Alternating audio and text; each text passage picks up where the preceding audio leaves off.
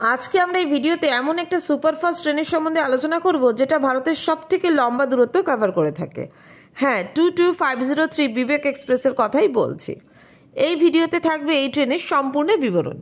বিবেক express তার যাত্রা শুরু করে ভারতের শেষ প্রান্তে অবস্থিত কন্যাকুমারী থেকে, যার কোড হচ্ছে CAP, আর তার যাত্রা শেষ করে আসামের ডিব্রুগড় পর্যন্ত, যার কোড হচ্ছে DBRG। এই পুরো যাত্রাপথের দূরত্ব হচ্ছে 4189 কিলোমিটার, যেটা সব থেকে দূরবর্তী দূরত্বের মধ্যেই পড়ে। এর যাত্রাপথের মধ্যে আছে টোটাল 59টা হল্ট।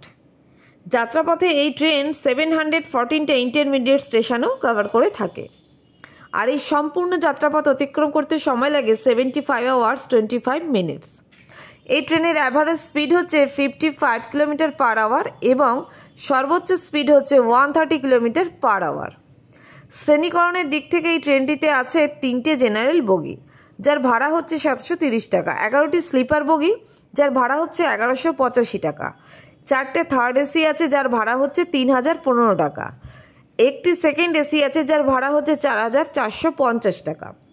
দূরবর্তী যাত্রা করার কারণেই এই ট্রেনে প্যান্ট্রিরও সুবিধা আছে। যাত্রাপথে এই ট্রেন তামিলনাড়ু, কেরালা, অন্ধ্রপ্রদেশ, উড়িষ্যা, ওয়েস্ট বেঙ্গল, বিহার, নাগাল্যান্ড ও আসাম এই রাজ্যগুলিকে কভার করে থাকে। এই ট্রেন আনুষ্ঠানিকভাবে শুরু হয়েছিল 2011 সালের 19শে নভেম্বর।